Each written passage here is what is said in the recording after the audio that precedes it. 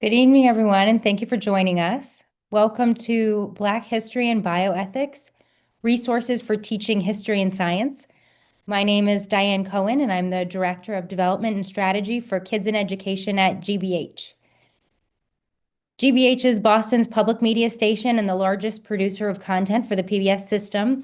In partnership with PBS, we create and support PBS LearningMedia, a free digital learning platform serving pre-K to 12 educators nationwide. Teachers across the country rely on PBS LearningMedia for thousands of high-quality, media-rich classroom resources. During the last school year alone, the platform reached 15 million users and more than 75 million page views. We're excited to have you here with us tonight for a webinar presented by our GBH Education and NOVA teams, who bring deep expertise at the intersection of science, history, and classroom practice. Before we get started, just a few quick housekeeping notes.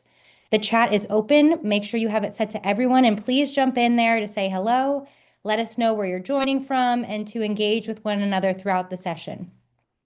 You can utilize the Q&A feature to submit questions as they come up, and we'll be monitoring it, and we'll leave time at the end to address any questions. The session is being recorded and will be shared with those who registered and posted on our YouTube channel. And finally, all of the resources and links mentioned tonight, including those shared in the chat, will be sent to you after the webinar. Joining us this evening is Ralph Bouquet, Director of Education and Outreach for NOVA, the PBS Science documentary series produced by GBH. Ralph and his team support science educators through the creation of free classroom resources and engage new audiences through NOVA's broadcast and digital productions. Ralph is a former high school science teacher as well. We're also joined by Sue Wilkins, Director of Social Studies Curriculum and Instruction at GBH. She leads the social studies work across the education department, and her work includes curriculum development for the U.S. History and Civics collection on PBS LearningMedia, as well as classroom resources accompanying American Experience and Frontline Films. Prior to GBH, Sue spent more than 20 years teaching high school social studies and served as the Director of Education at the International Museum of World War II. And with that, I'm pleased to turn it over to Ralph to begin our conversation.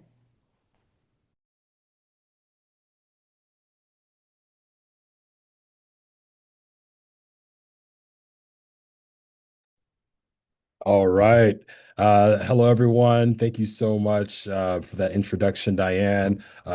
Welcome to the Black History and Bioethics webinar. My name is Ralph Bouquet. I'm the Director of Education and Outreach for NOVA, the PBS Science documentary series, and I'm really excited today to talk to you all about some really great resources that can be used in any sort of Black History Month program that you're working on today. I'm also really excited to present our guests who are going to be giving us a lecture later on today. Dr. Stephen Sodecki, who is a bioethicist at the Center for Biomedical Research at Tuskegee University, and Ms. Cynthia Beavers Wilson, who is the Museum Operations Manager and Educator for the Tuskegee University Legacy Museum. I will give them more formal introductions later on before their presentation. But right now we're going to transition, and I'm going to hand it off to my colleague, Sue Wilkins, who's going to talk about some of the really great history resources and social studies resources across the PBS LM collection that are really, I think, instrumental in helping students to understand a lot of, wide range of Black history stories, topics, and content. A lot of it is very interdisciplinary as well. And so I will hand it off to my colleague, Sue. Great. Thanks so much, Ralph. It is such a pleasure to be here this evening. Hi, everybody.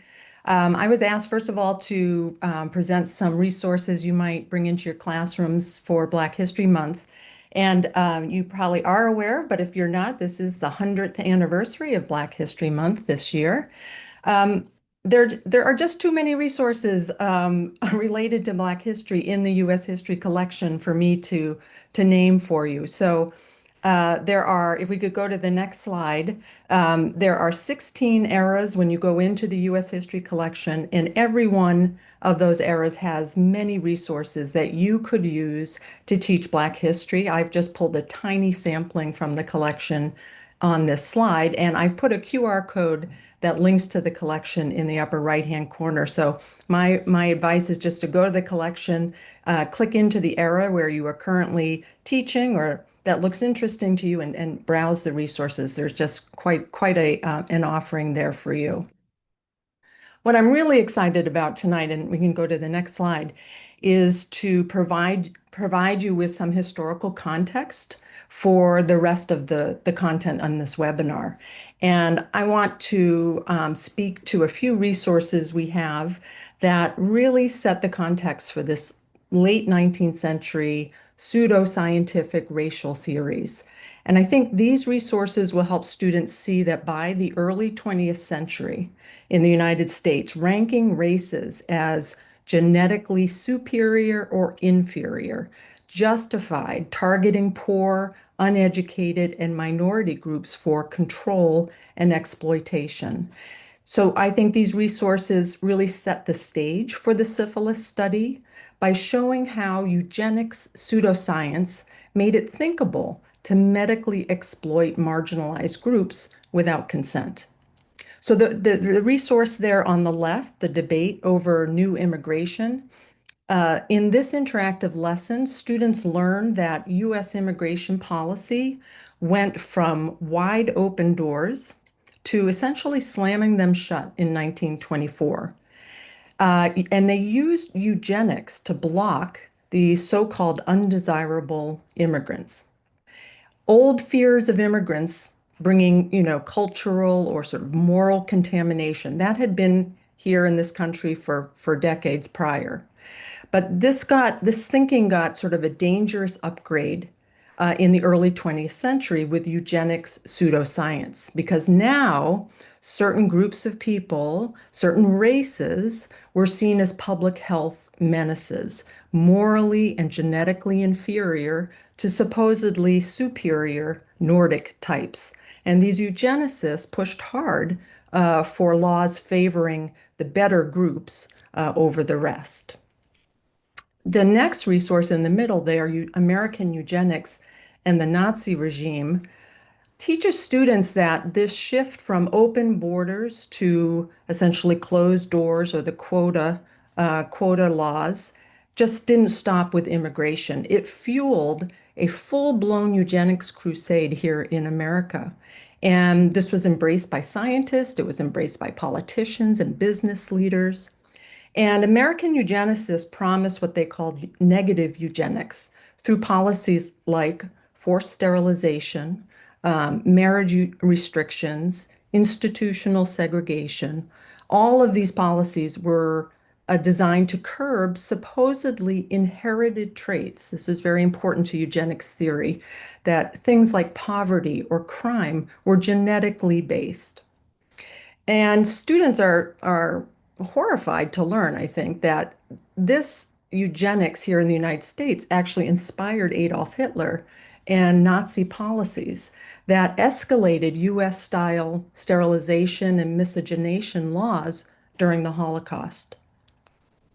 Here in the United States in 1907, Indiana passed the first forced sterilization law targeting the poor and the minorities. And again, this comes right out of eugenics thinking. So finally, on the far right there, the eugenics crusade hits its peak in 1927 with the Buck v. Bell Supreme Court decision. And Carrie Buck, the woman featured there on the far right, she was a woman who was deemed feeble-minded, and she was forcefully sterilized in Virginia. And her case was taken up by a group and made its way all the way to the Supreme Court. And the court upheld Virginia's sterilization law with its famous ruling, quote, "3 generations of imbeciles are enough," end quote. And this court ruling endorsed eugenics as constitutional. And again, students are sort of horrified to learn that many states continued forced sterilizations into the 1970s. So I think together those three resources can really help frame the sort of the thinking, some of the policies that were already here and have been here in the United States sort of decades before the syphilis study. And now if we go to the next slide, the syphilis study actually takes place during the Great Depression and the New Deal period. So I thought we have a few resources that, again, might help with provide some historical context there as well. So Children on the Plantation, Fannie Lou Hamer's America is a really it's a difficult video to watch. It focuses on Fannie Lou Hamer's childhood and captures Mississippi Delta sharecroppers, abject poverty. And I think this can help students understand the desperation that, might have led, 600 or so Black men to the syphilis study because it promised free medical care and meals. And then I'm going to finish up with the resource on the right-hand side, the New Deal and residential segregation. Again, because the syphilis study is taking place again, after the Great Depression and as the New Deal is just getting underway in the 1930s, the New Deal we tend to look back on as sort of this amazing and wonderful and positive and progressive time period. But there were several federal policies that ended up targeting vulnerable groups and contributed to racially and ethnically segregated neighborhoods. And that's really what this interactive lesson focuses on. So I'll just speak about one of the examples in the lesson. So one federal agency that's featured in this lesson is called the Homeowners Loan Corporation. This was created in response to the fact that there were, hundreds of thousands of homeless people as a result of the Great Depression. And it was created to help struggling homeowners stay in their homes. But the Homeowners Loan Corporation created what they called these residential security maps, which sort of documented mortgage lending risk. And in these maps, they labeled many mostly Black or immigrant neighborhoods as quote unquote hazardous. So this practice, which I think today is more familiar to us, known as redlining, this practice made loans and insurance and other forms of financing virtually unavailable in those areas, regardless of an individual's creditworthiness. So as a result, nearly all of the financing went to white homeowners. And I think this shows students how a program that is designed to promote stability and opportunity instead ends up reinforcing racial hierarchies and exclusion, echoing that same othering of minority groups that we see in the eugenics movement. And so I think in total, these resources could help your students. I know many of you are science teachers, but bringing in a little history, that's really exciting. It could really help your students understand how such practices and policies created fertile ground and some cultural acceptance, I think, for experimenting on the poor and those deemed unfit. And I think that helped pave the way for this syphilis study. So I hope you'll take a look, and thanks so much for having me here. And let me turn things back to Ralph. Great. Thank you so much, Sue. A wonderful presentation, and we really appreciated learning more about those history resources. Now we're going to transition to talking about our new critical condition collection. And so this is a film that aired last year in April 2025 on PBS. This is a special NOVA feature. It's a 90-minute film. It is now available to stream for free on the PBS NOVA website.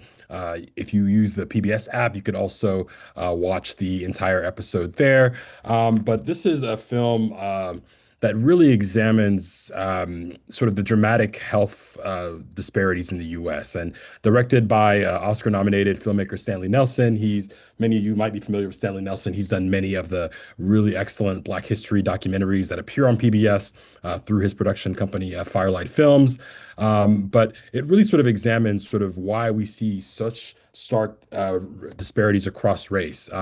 Black Americans today are nearly twice as likely to have high blood pressure, diabetes, and heart disease than white Americans. Their life expectancy is 5 years shorter. And the film really investigates sort of why that is, even when we now know that there are no meaningful genetic differences between races. And so the film looks at the history of the pseudoscience beliefs about race that were created to really support slavery and discrimination, but also looks at how so many of those beliefs continue to actually still exist in modern medicine. It also looks at sort of the experience of discrimination currently right now, how it impacts the lives of people who experience discrimination, and it also examines the social and environmental conditions that have been shaped by history that are, some of the important drivers of health. And as we know, health is not dictated just by what happens in a doctor's office. Everything around you, everything around where you live impacts your health. And so this is really sort of a film that really investigates the degree to which so much of our health is shaped not only by our patient-doctor interactions, but also by the conditions in the communities that we live. And so one of the things I like about this film, and I will say I am one of the producers of this film. This is a film project that I originated years ago. And so it's been really exciting to see it come from just an idea to a full-blown feature film. But one of the things that I think is really powerful about this film is that it is very interdisciplinary in nature. And so not only are you getting sort of content around biology for different health conditions, it's also looking at public health. It's also looking at history. It's also looking at, sociology as well. And so it really, I think, provides a wide range of different points of the different just ways to really sort of hop into the content of this film. And it really is applicable to a wide range of topics. And so I'm going to talk a little bit about that. But first, I just want to play a short trailer that sort of really provides an overview of the content that this film covers. African Americans have higher death rates for cancer, higher death rates at younger ages for heart attacks, for strokes. We're seeing Black mothers die at a rate higher than that of their white counterparts. There's nothing genetically biological about being Black that would cause these poor health outcomes across the board. Why is it that these disparities exist? Going forward, it will require a different mindset that does include the history of how we got here.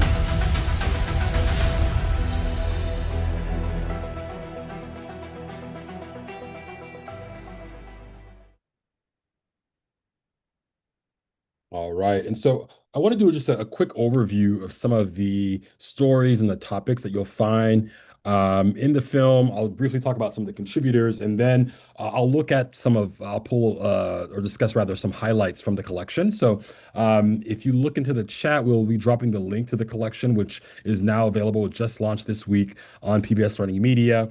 There are total right now 9 resources in the collection.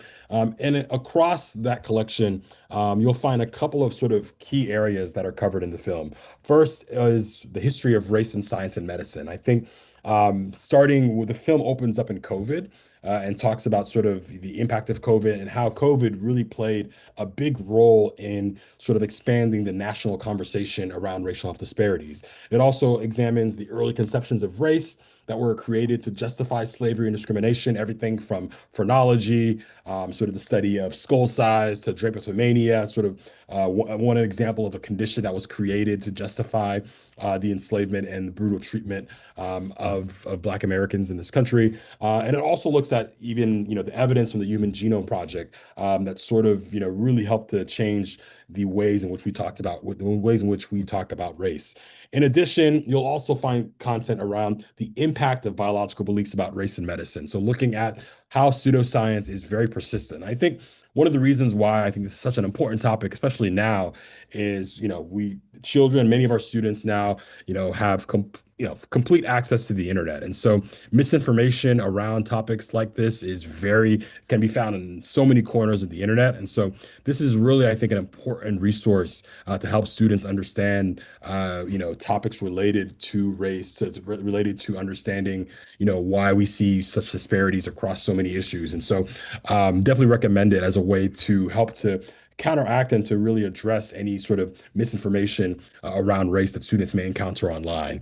In addition, you'll also find topics around Black maternal health, and descriptions of different conditions as well, like high blood pressure. You'll find out about sort of the use of race in clinical algorithms. And this is a really, I think, interesting topic, but there are many clinical algorithms that use race in some way, shape, or form. And so it really examines whether or not that is sort of the correct thing to do.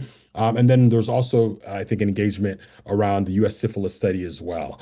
And finally, and the last big area is social and environmental determinants of health. And this is, I think, such an important topic because, zip code has such a huge impact and influence on the quality of health. And so in this sort of, and the resources that touch on this topic talk about the impact of food deserts, environmental racism, sort of the ways in which communities have been created and demarcated to put some communities closer to pollution or sources of pollution. I think one of the stats that we have in the film is that I think about 25%, 1 in 4 Black Americans live within proximity of a toxic, of a EPA, a super toxic fun site. And so these are just, these are real statistics about sort of the impact, of the environment. You'll also find stuff on the inequities in access to healthcare, this idea of biological weathering, which I'll talk a little bit about, and then the history of residential segregation in the US and how so much of our understanding of food deserts, of environmental racism is shaped by the laws that were in place. And even if those laws don't currently exist now, they still created and shaped many of the communities that are impacted by these issues today. And so I just wanted to quickly mention that we have some really great contributors in this film, some of the leading scholars in African American studies, the history of science, the history of medicine, public health, and also some doctors who are really sort of on the vanguard of discussions around racial health inequities. And so these are just some of the folks that you'll see throughout the film that really help to anchor the stories and anchor a lot of the concepts that we discuss in the film. And then finally, here's sort of what the collection looks like. And again, we have most of the resources are from the critical condition, but we also produced a short film called When Machines Prescribe that is all about the use of race in clinical algorithms that I highly recommend checking out as well. And so I would say in general, there are 4 learning goals. If you are looking to create some Black History Month programming around this sort of content. I think these are sort of the 4 learning goals that most of the resources will be connected to. So the first learning goal that we have for this collection is that science is a human endeavor shaped by human beliefs and biases. And I think this is a very important idea for students to understand, is that even though we have a scientific process that is supposed to be sort of unbiased, that all that science is still done by humans. And so if there are prevailing ideologies, prevailing biases, that can still end up impacting the science that is produced, the questions that are asked by scientists. And so that is an important part of this collection of these resources, to help students understand that humans can still bring their beliefs and biases into the science that they conduct. Another important idea is that race is socially constructed and there are no specific genes that determine race. This is a very important point for students to understand, is that yes, there are things genetically that code things like skin color, things that like our hair texture, but there is not a one single gene that determines race. And so it is important for students to understand that. And then also another important idea is that false beliefs about race persist and continue to contribute to racial health disparity. So even though, phrenology is not something that is being published necessarily in the big medical journals of today, there still are ideas that still have worked their way into medicine. And that includes things like beliefs in differences in pain sensitivity, beliefs around sort of the ways in which people respond to certain treatments. I mean, there are still certain beliefs that are there. And the film spends a lot of time sort of talking about what the impact of these beliefs are. And the last, I think, major learning goal is that current social conditions in the US have been shaped by history and continue to impact the health of people. And so this is a very important idea. I think I remember, there's so many opportunities where students might say, this happened 60, 70 years ago, why are we still talking about this? What are still the impacts? And I think it's really important for students to understand that, so much of how our society is organized, so much of the social conditions are shaped by laws, by practices that were developed many, many years ago. And they still have an impact today on the health of people. And I did see questions about NGSS. We do every resource that we produce on LM, on PBS Learning Media. We do make sure to align it to the relevant learning goals. And so you will see some NGSS alignment and the standards for each of these resources when you go to the collection and visit them. Okay, and so I'll just do a brief run through of a couple of these collections, resources before we introduce our speakers who will do a presentation around bioethics and Black history. And these are just 4 highlights that I think are really, really good. And I'll just briefly mention how you can use them in a science versus a history course. This resource is about using science to justify racism. It looks at phrenology, looks at drapetomania, and really part of our goal with this resource is for students to analyze how pseudoscience has historically been used to justify subjugation and discrimination towards Black people. And so for the science folks, you'll see, sort of discussions around the scientific process. You'll also see some content around bioethics, scientific research, and how that changed over time. And we'll talk about that a lot with our experts. And then for history and social studies, you'll also see sort of the ways in which some of the really classic iconic figures in the history of science, history of medicine, were responsible for propagating many of these beliefs, particularly in the 19th century. And so people like Samuel Morton, Louis Agassiz, I mean, these are folks who played a big role in driving and creating these beliefs. In addition, another resource is our resource around There Is No Gene for Race. And this really talks about the impact of the Human Genome Project and how influential that was in debunking ideas that there were specific genes that determine what race people are. Another resource I'll mention is this resource, and I mentioned briefly earlier about When Machines Prescribe. This is a really short documentary. It's only around 15 minutes long. And it's really about the case study of the work that was done to remove the use of race in an algorithm that is used to determine kidney disease. And so for many years, there was this algorithm that basically weighted people differently based off of their race, assuming that Black people would because of a belief in different muscle mass, would produce creatinine more, and so that would change their readings and the results in this diagnostic test. And basically, this is about some of the scientists and the doctors who realized that this algorithm was actually causing harm and rating Black patients as having healthier kidneys than they were, and so denying many people treatment that they should have been receiving. And so this is a really, I think, powerful case study that talks about algorithms and the way in which they're used in medicine, and how the inclusion of race in this particular case study was and how that's changed over time, and even the fact that there are other algorithms out there that continue to use race in ways that are not based in science. And then finally, I'll just briefly mention another highlight is this resource around pollution and health of Black American communities. And I think this is a really great resource to help students understand the impact of residential segregation and redlining, and sort of how the laws that shaped decisions around where people lived impacted communities and the resources that people in those communities had available to them. And so you'll see stuff there around the Toxic Triangle, which is an area in Northern California that is sort of lined by refineries and highways, and sort of the impact of the residents in that community and largely Black communities who, due to residential segregation, were pushed to live in those neighborhoods. And so that's just some of the resources, and I'm going to transition now to introducing our 2 guest speakers for today. We're really, really excited to have them here. And again, we will be sending out an email after this event that has links to all of these resources.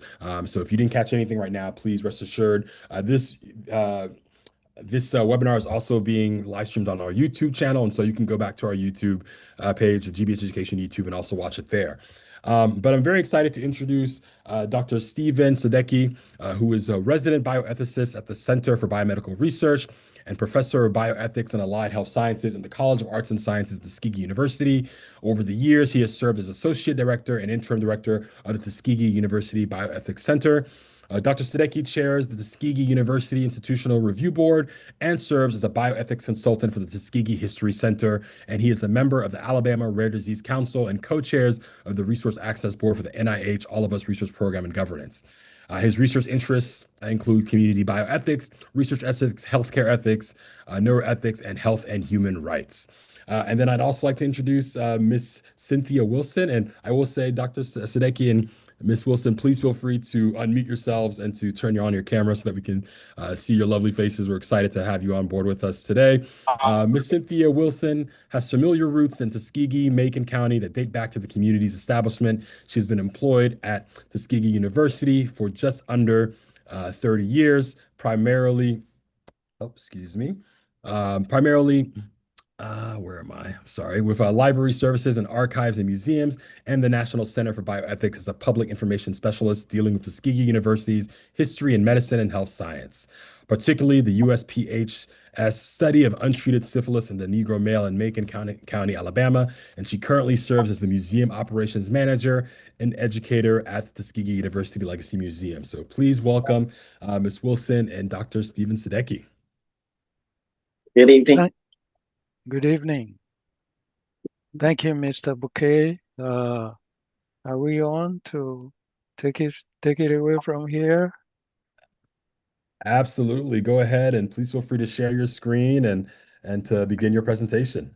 All right, let's see. Sharing my screen here. Slideshow. Let's see.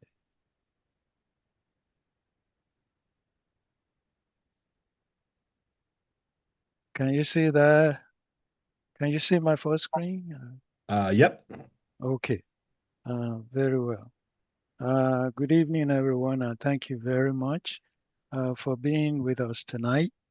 We're presenting on the topic, Black History, Bioethics, and the Evolution of Research Protections. This is a two-team effort. And so I would start first and hand it over to my colleague, Ms. Wilson. We want to let you know that what this webinar is about and why. I want to pay attention to this very first statement. Ethical competence requires historical awareness. Bioethics needs history, and history needs bioethics. And you understand more about that. So we are here to show you how history and bioethics can come together to shape the modern laws that govern medical research in the United States today. We'd like to focus on two pivotal cases, which you have heard mentioned, at least the U.S. Public Health Service study of untreated syphilis and the Negro male, conducted from 1932 to 1972, and the story of Henrietta Lacks. We'll use those two cases to illustrate our talk. So we want to understand then the historical forces behind the modern research approaches today. Recognize how past abuses still influence community trust in research today. We want to explore the interdisciplinary nature of bioethics through law, public health, sociology, the arts, including museum exhibits, African American studies, and history as well. So perhaps at the end of our presentation, you'll be able to reflect with us on what these two cases, the U.S. Public Health Service Untreated Syphilis study and the Heal Ourselves stories, demand of all of us as ethical practitioners today. No bluff, we're just going to tell the truth and straight to the point. Let me now hand it over to Ms. Wilson, my colleague here. Ms. Wilson, take it away. Good evening. We're starting here with the William Johnson H. Johnson painting that we have in the museum. One of the things that we're talking about is using how to use history and science, the sociology and other fields. Well, one field that sometimes we don't look at is the arts. And sometimes a picture of a situation can help give a student an idea of where to approach or where to come from, or the question of just what's happening in this portrait and how does it relate to whatever the subject matter may be. And art provides a lot of different examples of things that you can use to stimulate the conversation. Next slide. Dr. Shadeki. Yes. The other thing that we also have on display that also can help put the studies or the information in context are examples of the materials that we used. One of the things that we find that happens a lot of times in terms of the story is that a child born in 2000 has no idea what a needle looked like in 1932 or even 1952, or what the medications that were available. So you have to put sometimes things in some kind of historical context so that they're not viewing it from their perspective in 2020 eyes, but looking at this in the historical, cultural, and medical practice context of 1932. Next slide, please. Okay. So a study overview about basically with the U.S. Public Health Study of Untreated Syphilis in Macon County, Alabama, which is what the title of the study is, the United States Public Health Study of Untreated Syphilis in the Negro Male in Macon County, Alabama. One of the things that we try to emphasize in the museum, or what I'm trying to get as many converts as I can, is to stop calling it the Tuskegee experiment. There are a couple of reasons historically not to do that. One, the Tuskegee experiment is the official historical designation, governmental designation for the Army Air Corps training program that most people know as the Tuskegee Airmen. That, because they both happen in Tuskegee, I've had the experience of trying to explain to people that the airmen were not a part of the study. And some of it comes from that misnomer and that name being out there in terms of it. Basically, what we have is a retrospective study done as a comparison study to a retrospective study done in Oslo, Norway in 1925. That study was done on former patients treated in sanitarium there to see where and how the disease had progressed in their bodies over the periods of time of treatment prior to 1925. The study done in 32 was a salvage effort of the 1929 study that was canceled because of that little historical thing called the stock market crash.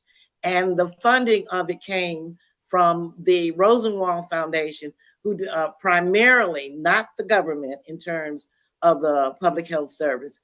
And the Rosenwald Foundation kind of decided to get out of the healthcare business and concentrate more on education. So what happens here? The public health service is trying to find a place to do this study and to salvage it. And Tuskegee becomes the spot because we had a relationship with the public health service that you can find and look at that extended from our work in the extension program, because of our work with with National Negro Health Week, with our hospital and the John A. Andrew Clinical Society. We had this relationship with the government, plus there were two hospitals here. One built on 299 acres of Tuskegee University's property donated to the governor for the purpose of building a VA hospital.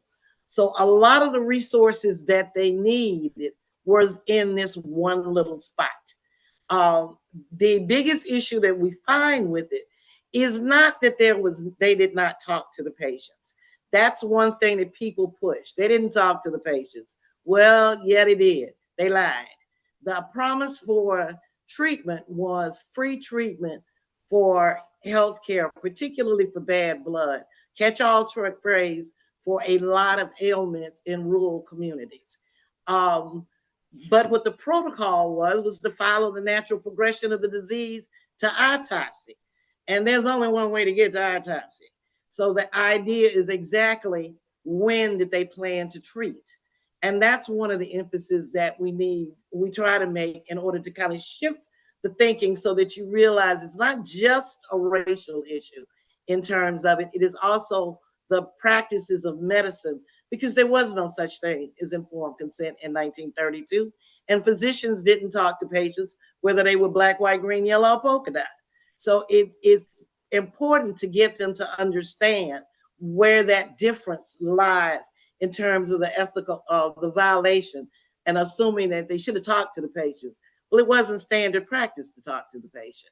And this event is what gives us that standard practice of talking to the patient in relationship to the study. Why would these men participate? There are a lot of things, the resources that Ralph talked about in relationship to cultural and residential situations or the poverty that existed in the South. One of the things promised was free burial. That might not seem like a big deal in relationship to it. It might not seem like something you would trade off in order to have an autopsy performed.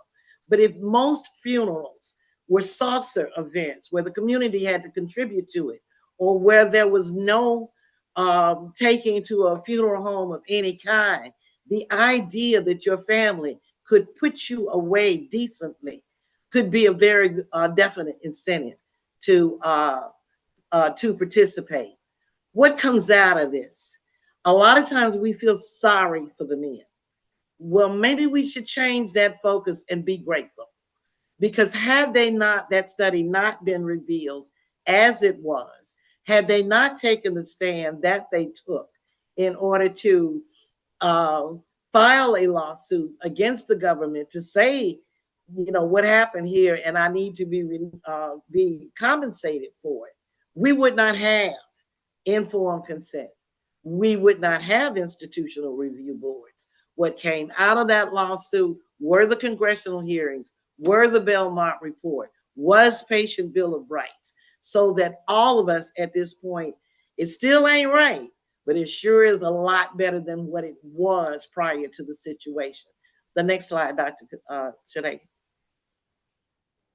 One of the things in terms of using interdisciplinary, and this is one of the exhibits that we have here in the museum, and maybe a part of sometimes history and culture can end up giving you the wrong idea.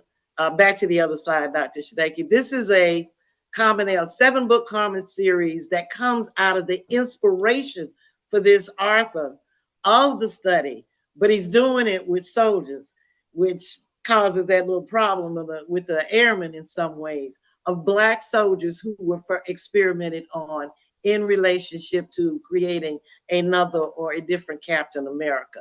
But I've used it with young high school students in particular because they're into the Marvel comics, and this opens the door for the conversation in relationship to the study.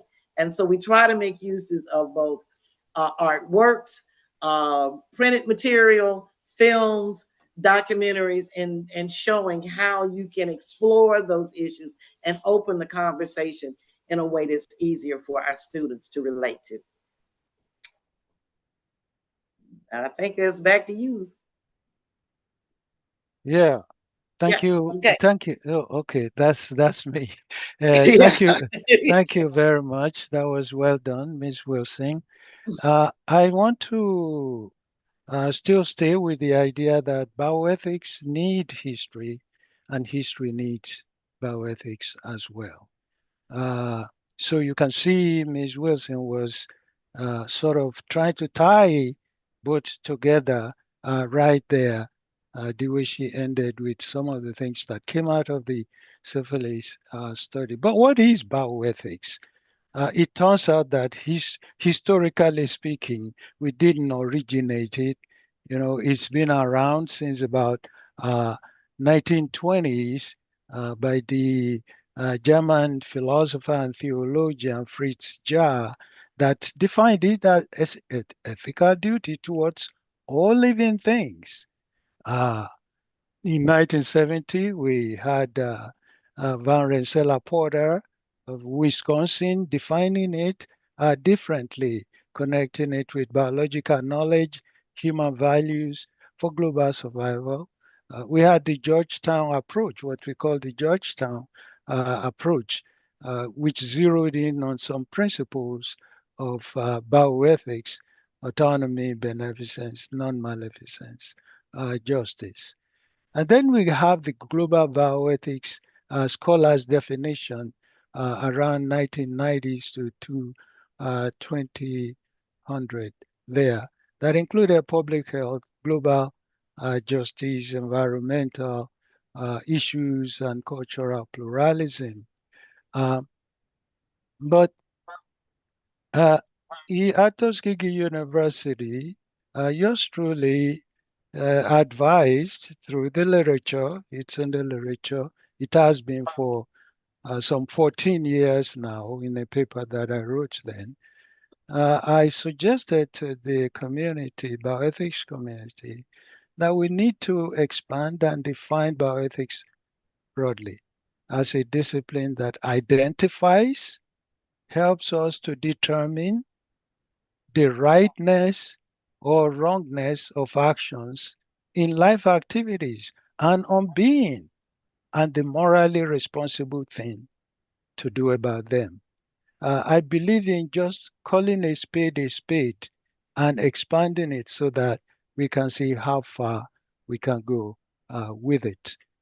So we want us to see bioethics, that it involves all of these things that I've talked about in terms of addressing those issues, ethical, social, religious, and legal issues that occurs in medicine, public health, research, human and animal, environmental health, nature, science, and technology. So if you can look at bioethics as an umbrella, if you will, of all these that is over trying to figure out and addressing all these ethical issues that are within these things that we call our life activities.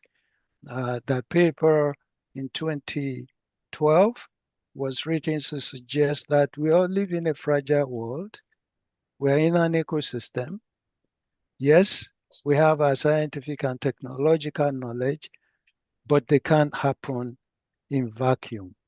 They cannot happen without our using certain domains of knowledge, connecting it together, social, cultural, economic, religious, philosophical, political, all those domains of knowledge have to be integrated together to give us a big picture of what we are looking at when we think we have seen an ethical issue and we want to address it appropriately. So in practice then, it goes beyond just the traditional principles of Georgetown that I just showed you just a slide or two ago, because it incorporates social, cultural, political, and spiritual dimensions as well. It supports these linguistically and culturally tailored consent processes and embraces the notion of cultural competence and cultural humility as useful together. It accepts the principle of community-based participatory research. If we are mindful of what's going on in our communities and we want to address it, we need to use integrated bioethics. It encourages us to be transparent in our collaborations with the stakeholders to seek context-sensitive ethical solutions. It supports judicious use of ethical boards, community advisory boards for ethics and oversight. So Bioethics in practice really means using it as a lens to examine issues. And in order to be able to do that, we need to be ready to query actions. We need to encourage scrutiny. We need to alert ourselves about the moral sensibilities and sensitivities and chasms that are out there. Otherwise, we are not going to be able to see ourselves as bioethically matured, and we would not be able to produce uh, suggestions and that can be applied to providing appropriate policy and law. Ms. Wilson talked about the syphilis study. The second a case that I would like to use here is the story of Miss Henrietta Lacks, a tobacco farmer from Virginia, but ended up at Baltimore diagnosed at Johns Hopkins Hospital with cervical cancer. Now, her cells were taken from her. They were used to develop, you may have had it in biology, the HeLa cell line, which is still in use today in research all over the world. It is so significant because it contributed to the development of polio vaccine, chemotherapy and radiation research, virology research, including the early HIV studies, IVF techniques, space biology. There is no other human cell that have had such global reach. But ethical issues that arise from this kind of use includes the fact that the Henrietta Lacks received appropriate treatment, though at Johns Hopkins, but neither Henrietta Lacks nor the Lacks family had any knowledge of this research going on for a long time. There was no informed consent that was used, even though that was sought for the use of that particular cell, unusual as it is. The companies that they profited from the use, but not until recently did the family themselves start seeing some benefits of this. So the ethical issue here is the issue of exploitation. And now we hear that publication of the HeLa cell genome have been is out there. Well, that raises the ethical issue of privacy and privacy and private and patient right concerns as well. Policy influences. Well, it's because of Ms. Lack's case that we now have expansion of informed consent norms for the use of tissue or cells. So there is a special kind of way in which you can use tissue, but it must involve some kind of informed consent. Increased attention to privacy law. Remember I said, they didn't even let the family know until such a long time has elapsed. Ethical debates about ownership of biological materials. And of course, there is a 2013 NIH agreement that gives the Lacks family now an opportunity to make some suggestions as to how policy would work when it comes to using tissues for research. All right. So modern bioethics law and their historical roots. Now today, as you can see, we owe so much to these two cases here. And a lot of what we now have that is working, that we are being guided by, such as the federal policy for the protection of human subjects. We call it the common rule. That was codified by DHHS in 1991. It was updated, revised, but that is a major regulation that even the Institutional Review Board have to look at to figure out what to do when research proposals come through. So there's explicit consent now. Institutional Review Board review human research, additional protection for vulnerable populations, community engagement in certain types of research, transparency in how specimens are used, and then they talk about being concerned about our health information, the HIPAA regulations. Now you may be aware of that because this is one that is used when we know we need to protect individuals from misuse of their biological materials. Applies to genetic data privacy and security as well. But there are still some very important gaps that we must continue to pay attention to. And these important gaps include the identified specimen, the fact that these specimens can still be used without consent. No mechanism still exists for compensation to individuals and family. Community mistrust in the Black community still persists. And so these are the sort of things that we are still challenged with. Let me see.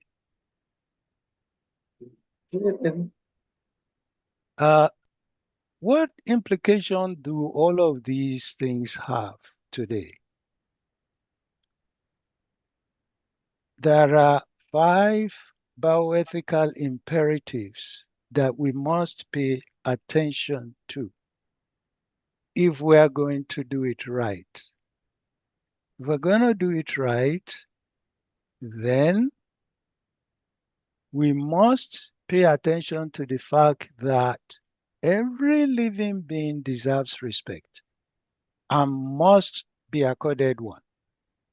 We must pay attention to the fact that these things, we didn't make it up. It actually happened. So apology and the fair use model adoption is very respectful and critical if we are going to be resilient in the kind of research that we want to do that will benefit not just some of us, but all of us. We need to pay attention to ethical stewardship of biological material because that is most appropriate. And then we need to be in touch with community advisory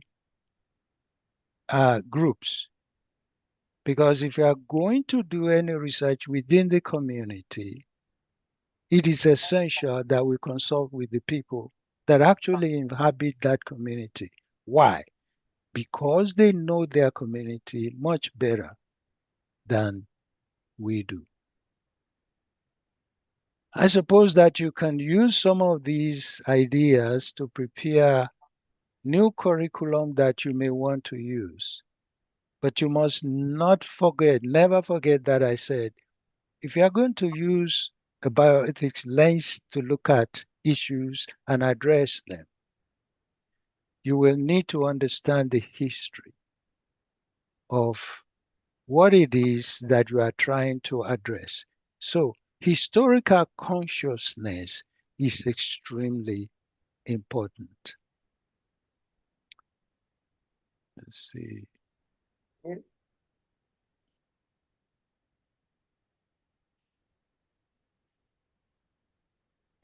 I think I've said most of the things that I need to say. I just need to bless you by saying, may God bless you and keep you. May the Lord make his face shine upon you and be gracious to you. May the Lord turn his face towards you and give you peace in all that you do, for the sake of the young people that you are shepherding, and for the sake of all of us, because they represent the future that we have. Thank you very much. God bless. All right. Thank you so much, Dr. Sadecki and Ms. Wilson. We really appreciate that. And now we're going to just take a few questions. If you do have some questions, please, you could drop them into the Q&A chat. We have a few minutes left, and so we'll take about 5 additional minutes or so just to answer any questions. I'm looking through the chat now to see if anything has come up. But just a reminder again that you will receive a link to all of the resources that we described in this webinar in an email after this webinar ends. And this webinar is also being archived on the GBH Education YouTube channel, where it is also streaming. So please feel free to check that out as well, and double back there if there's something that you missed. But yeah, Sean, do we have any additional questions on YouTube? Please just let me know. And thank Ralph, you I do want again. to let Yes, everybody Ms. know Wilson. that the exhibit is available on the university website as a virtual tour. So if you would like to use it, please feel free. It's under to go to the university website, to the Legacy Museum, and you can find the exhibit on the HeLa cell and on the Syphilis study as a virtual tour.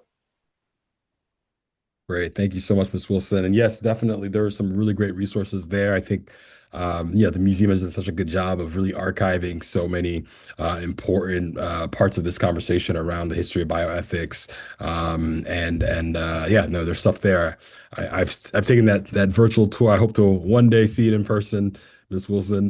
But yeah, there's some really, really great resources there, some great art as well. And I really love the point that you made about the role of art as well, and helping students to connect with these stories, whether it's old art or even like recent examples of art like the Marvel comics. I think these are all really great entry points for students who are interested in learning more about this content.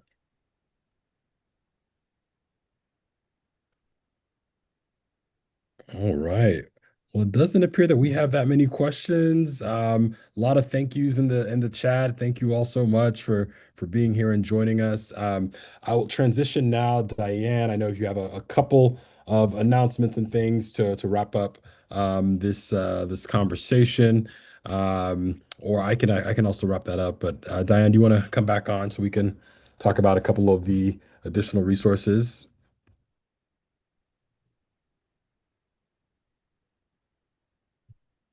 Hi there. All right, let me just Hello. share my screen just to go through some of the closing remarks and some additional resources as well. So give me 1 second. All right. Thank you all so much for that excellent presentation. I really enjoyed it. Thank you for giving us the opportunity to do it. Glad to do it. And as we mentioned, all of the resources that we've been highlighting tonight are available for free on PBS LearningMedia, and they will be emailed to you along with the recording following tonight's event.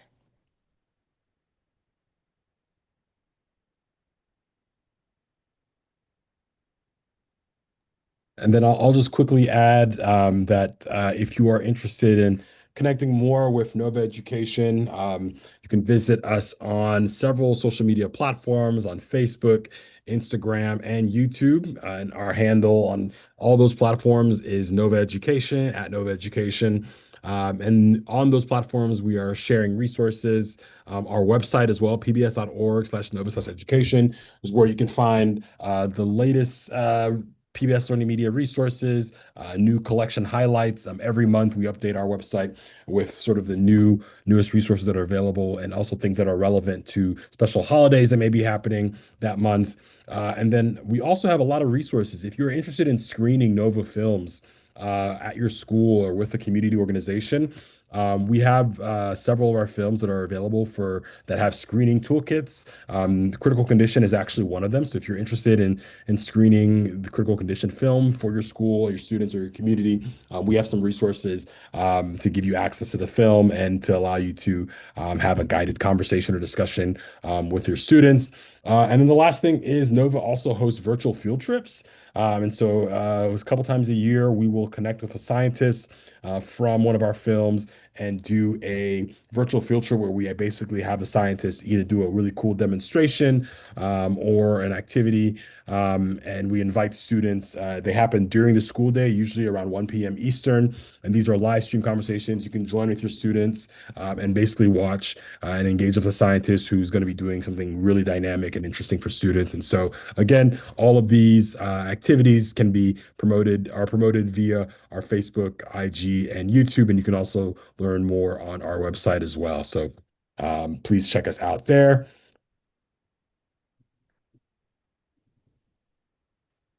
And this And is then just a small representation of some of the collections that you can find on PBS Learning Media, where the resources that were shared tonight, along with many others, to support your science education as well as U.S. history and civics learning. And please do fill out the survey. We would love to hear from you. We want to know what you enjoyed, what you're going to take back to your classrooms, and what more you'd like to see from us from NOVA and GBH Education. The survey will close